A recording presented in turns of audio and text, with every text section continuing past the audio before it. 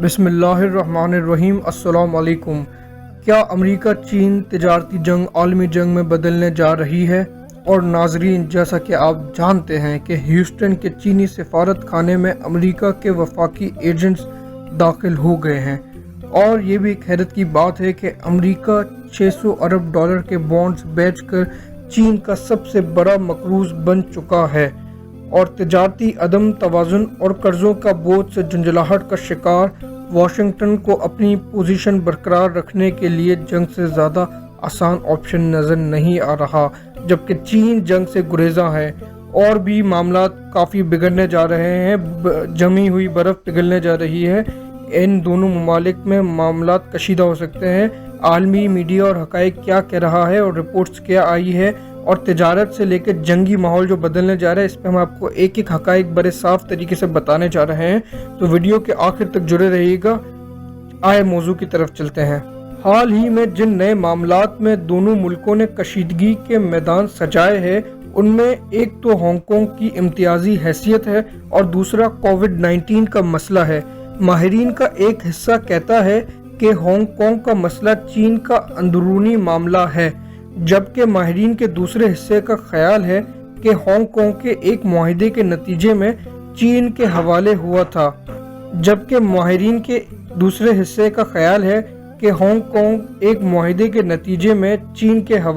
تھا جس کی پاسداری کرنا چین کی ذمہ داری ہے، لیکن موجودہ حالات میں دکھائی دے رہا ہے کہ ہانگ کانگ اپنی حیثیت میں ایک مسئلے کے بجائے اب عالمی طاقتوں کے درمیان نئی سرد جنگ کا ایک مہرہ بن گیا ہے۔ اس طرح کووڈ-19 کو ایک انسانی اور سائنسی معاملہ سمجھا جانا چاہیے تھا، اور ابتدائی دور میں سمجھا بھی گیا، لیکن اب یہ معاملہ بھی چین اور امریکہ کے درمیان جنگ کے نئے مہرے کے طور پر استعمال ہوتا نظر آ رہا ہے۔ سائنسدانوں کی ایک بہت بڑی تعداد اس بات پہ اصرار کرتی ہے کہ کووڈ-19 جانوروں سے انسانوں میں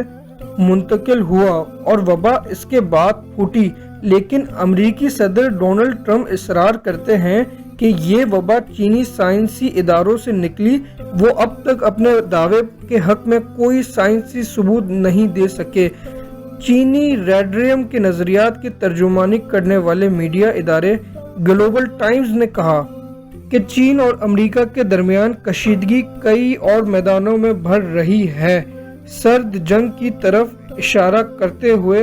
گلوبل ٹائمز اپنے ایک حالیہ شمارے میں لکھتا ہے، چین اور امریکہ کے درمیان تعلقات ہانگ کانگ، جنوبی چین کے سمندر، ہواوے اور سنکیانگ کے معاملوں کی وجہ سے کشیدہ ہوتے جا رہے ہیں۔ تو اب ایسے خدشات کے سیاہ بادل سر پر منڈلا رہے ہیں کہ سرد جنگ ایک باقاعدہ فوجی تصادم کی صورت اختیار کر لے۔ کئی چینی تجزیہ نگاروں کا کہنا ہے کہ چین کے ماضی کی سرد جنگ کے زمانے کے حریف کے طور پر دیکھنا اور پھر چین کے خلاف نفرتوں کی ہوا دینا ایسے حربے ہیں جو امریکی جنگجو ہاکس چین کے خلاف ایک رائے ہموار کرنے کے لیے استعمال کر رہے ہیں، تاکہ اس برس ہونے والے امریکی انتخاب کو متاثر کیا جا سکے۔ بین الاقوامی تعلقات کے کئی ماہرین اس بات کی طرف اشارہ کرتے ہیں کہ دونوں ملکوں کے درمیان کشیدگی میں حالیہ اضافہ امریکہ کی اندرونی انتخابی سیاست کی وجہ سے ہے۔ عالمی ریسرچ ادارے کا کہنا ہے کہ جب سے ڈونلڈ ٹرمپ امریکہ کے صدر بنے ہیں، تب سے چین اور امریکہ کے تعلقات میں کشیدگی بڑھتی جا رہی ہے۔ ان کے خیال میں ٹرمپ انتظامیہ نے ایک نام نہاد سرد جنگ کا آغاز کیا ہے، جس سے امریکی معیشت کو نقصان پہنچا ہے، لیکن چین کے خلاف سخت اقدامات سے ٹرمپ اپنے ووٹروں میں زیادہ مقبول ہو سکتے ہیں۔ مگر برطانوی تحقیقی ادارے چیتھم ہاؤس کی ایک ریسرچ رپورٹ کے مطابق چین کے منفرد قسم کے سیاسی نظام سمیت اس کی ٹیکنالوجی کی صلاحیت اب عالمی سطح پر ٹیکنالوجی اور اقتصادی نظام کو اثر نو تشکیل دے رہی ہے۔ چین اب صرف دنیا کی بہترین ٹیکنالوجی کے حصول کا ہی خواہ نہیں، بلکہ وہ اب عالمی سطح پر ٹیکنالوجی کے نئے معیار طے کرنے کی بھی کوشش کر رہا ہے۔ یہی وجہ ہے کہ یہ معاملات امریکہ اور چین کے درمیان ٹیکنالوجی اور اقتصادی میدانوں میں ایک طویل ترین جنگ کی بنیاد اختیار کر رہے ہیں۔ چین اور امریکہ کے تعلقات میں کشیدگی کو صرف صدر ٹرمپ کی مقبولیت حاصل کرنے کے اقدامات سمجھنا بھی ایک بڑے معاملے کو غیر منطقی طور پر محدود کرنے کے مترادف ہوگا۔ چین اور امریکہ کے درمیان کشیدگی کی ایک اپنی سمت یا ایک ٹریجیکٹری موجود ہے جو صدر ٹرمپ کے اقتدار آنے سے پہلے چلی آ رہی ہے۔ البتہ ٹرمپ انتظامیہ بھڑک لگانے والے انداز میں اقدامات بڑے شد و مد کے ساتھ کرتی نظر آتی ہے۔ ظاہر ہے کہ جو دائیں بازو کے امریکیوں میں ان کو مقبول بناتی ہے۔ ماہرین کا یہ بھی کہنا ہے کہ امریکہ اس صدی کے اوائل میں چین کا سب سے بڑا مقروض ملک بن گیا، کیونکہ چین $600 ارب مالیت کے امریکی بانڈز خرید چکا تھا۔ اس کے بعد امریکہ میں چین کے ساتھ تجارتی عدم توازن تفتیش کا باعث بن گیا، اور اسی دوران چین امریکہ کے بعد دنیا کی سب سے بڑی معیشت بن گیا۔ یہیں سے امریکہ کی سمندری اور ساحلی ممالک کے بارے میں پالیسیوں میں تبدیلی آئی، اور اس وقت کی وزیر خارجہ ہیلری کلنٹن نے چین کے بڑھتے ہوئے اثر و نفوذ کے خلاف سفارتی سرگرمیاں بڑھانے پر ایک نئی پالیسی کا اعلان کیا، جس کے نتیجے میں اس خطے کے 8 ممالک نے آپس میں آزاد تجارت کے لیے ٹرانس پیسیفک ٹریڈ پارٹنرشپ کا معاہدہ کیا، جس کے بعد میں 11 ممالک رکن بن گئے۔ 2012 میں جب چین اور امریکہ کے درمیان تجارتی خسارہ مزید بڑھا تو امریکہ نے یورپی ممالک کے ساتھ مل کر چین سے مشاورت کی درخواست کی۔ جہاں سفارتکاری جاری رہے، وہیں امریکہ نے آسٹریلیا میں 2500 امریکی فوجی تعینات کرنے کا بھی اعلان کیا، جس کی چین نے مذمت کی، اور اسی دوران چین میں شی جن پنگ چین کے نئے صدر منتخب ہو گئے۔ ان کی اور امریکی صدر باراک اوباما کے درمیان ذاتی نوعیت کی دوستی بھی بڑھی، لیکن اسی دوران امریکہ نے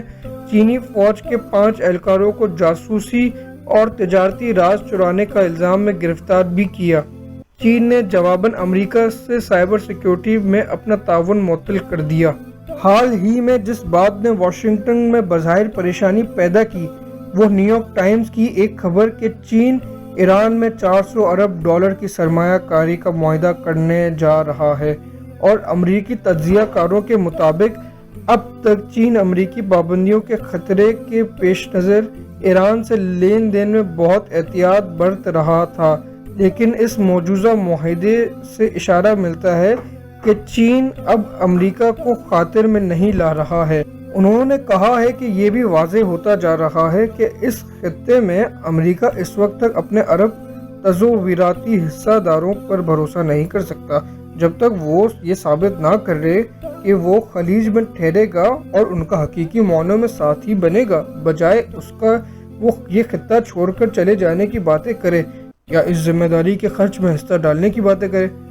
ماہرین نے پھر یہ بھی کہا کہ اس وقت چین اور امریکہ دونوں ایک ایسی جنگ کی جانب بڑھ رہے ہیں جس سے دونوں ہی بچنا چاہتے ہیں، اور ان کے مطابق گزشتہ 5 صدیوں میں اس طرح کے 16 ٹریپ بنے ہیں، اور ان میں 12 کا انجام جنگ و وجدال ہوا۔ اس وقت چین اور امریکہ دونوں ہی میں ایسے سربراہ ہیں جو اپنی داخلی پالیسیوں کی وجہ سے اپنے اپنے ملکوں کو عظیم طاقت بنانے کی خواہش رکھتے ہیں۔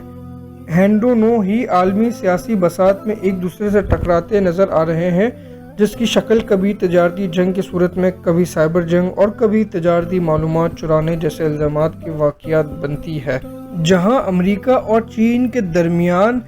ٹیکنالوجی اور اقتصادی معاملات میں تنازع گہرا ہو رہا ہے، وہیں صدر ٹرمپ کے امریکی انتخابات کی سیاست میں چین مخالفت اور رویہ اختیار کر رہا ہے، جو سیاسی فائدے میں وہ کسی غلط اندازے کی وجہ سے کی گئی کارروائی میں دونوں ملکوں کو کسی فوجی تصادم کی جانب بھی دھکیل سکتے ہیں۔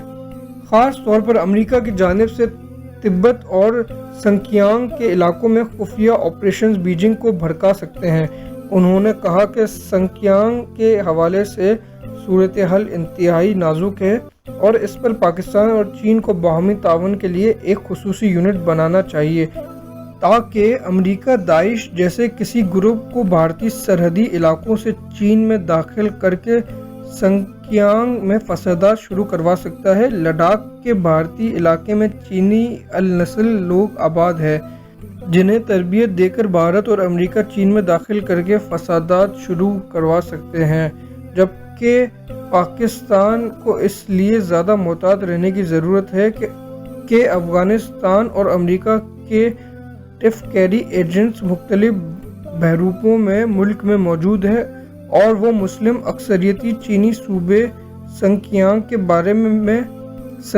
کے بارے میں مختلف افواہیں پھیلا رہے تھے۔ ان تفکیریوں کی جانب سے مسلمانوں پر چینی مظالم کے خلاف نوجوانوں میں نفرت کو بڑھاوا دیا جا رہا ہے۔ اس لیے ضروری ہے کہ افغانستان سے آنے والے امریکہ کے اب تک کے سب سے خطرناک ہتھیار تفکیریوں پر کڑی نظر رکھی جائے۔ امریکہ اور بھارت دونوں چاہتے ہیں کہ خفیہ کارروائی وہ کرے اور اس کا الزام پاکستان پر آئے، اس لیے ضروری ہے کہ چینی مسلمانوں کے حوالے سے پاکستان اور چین کی ایک مشترکہ یونٹ قائم ہونا چاہیے اور لداخ میں بھارتی سرگرمیوں پر کڑی نگرانی رکھنی چاہیے۔ ناظرین، آج کی ویڈیو سے اتنا ہی۔ امید ہے آپ کو یہ ویڈیو بہت پسند آئی ہوگی۔ ویڈیو کو لائک کیجیے گا، چینل کو سبسکرائب کیجیے گا اور اپنے عزیز و اقراب تک اس ویڈیو کو پہنچائے۔ ملتے ہیں آپ سے بہت جلد نیکسٹ ویڈیو میں۔ جزاک اللہ خیر۔ اللہ حافظ۔